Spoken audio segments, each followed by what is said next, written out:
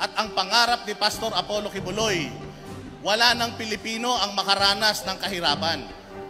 Kaya nga po, nung siya'y magtayo ng kanyang simbahan, nagsimula lang po sila sa 15 miyembro na halos walang makain. Pero dahil magaling na leader si Pastor Apollo Kibuloy, dahil malinis ang puso ni Pastor Apollo Kibuloy, at dahil focused si Pastor Apollo Kibuloy sa kanyang pangarap na wala ng Pilipino maghirap, inuna niya yung kanyang simbahan. 7 milyon na po sila sa buong mundo. Ganyan po sila kagaling. Mula sa 15 na halos walang makain, meron na po silang mga properties sa buong mundo. Nakapunta na po ako sa ilang mga properties na yan. Nakaikot na po ako at ako'y manghang-mangha talaga. Ako'y dating bumabatikos kay Pastor Apollo Kibuloy. Pero kaya ko pala binabatikos si Pastor Apollo Kibuloy, masyado akong laging nanonood ng mainstream media. Malamang lahat kayo kilala si Pastor Apollo Kibuloy. Sino si Pastor Apollo Kibuloy? Kilala niyo ba si Pastor Apollo Kibuloy?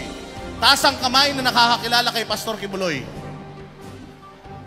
Taas ang kamay ng nakakilala kay Pastor Kibuloy dahil sa mga paninira sa kanya. Ayan. Si Pastor Apollo Kibuloy sinisiraan. Bakit? Kasi lahat nasa kanya na. Ang kalaban ni Pastor Apollo Kibuloy, CPP, NPA, mga komunista, mga rebelde. Nagtandem si Pangulong Duterte at si Pastor Apollo Kibuloy para maubos ang komunista. Alam nyo ba, sabi nila ang Bulacan, kuta ng mga NPA. Totoo ba yan? Ngayon, gusto natin baguhin yung pagkakakilala sa Bulacan. Unang hakbang, ano? Duterte. Si Pastor Apollo Kibuloy, bago pumasok sa politika, meron ng 7 million na members worldwide. Bago pumasok si Pastor Apollo Kibuloy sa politika, meron na po siyang SMNI. Ang SMNI, dyan na lang po kayo makakapanood ng balitang totoo na kahit napigilan, sikilin, tanggalan ng prangkisa, hindi luluhod.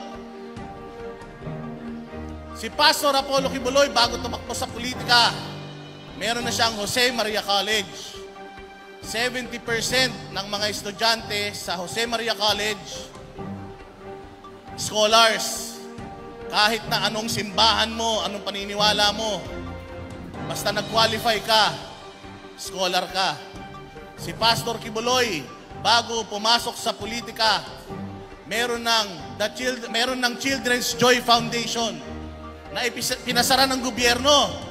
Ang Children's Joy Foundation ang nagpakain, nagpaaral sa milyong-milyong kabataan, hindi lang sa Pilipinas, pati sa buong mundo. Akala nyo ba kayo lang nangangailangan ng humanitarian services? Kahit sa Amerika, sa Europe, sa Africa, tumutulong si Pastor Apollo Kibuloy. Sa buong mundo, may mga scholars si Pastor Apollo Kibuloy. Sa buong mundo, may mga pinapakain si Pastor Apollo Kibuloy. Ano pa?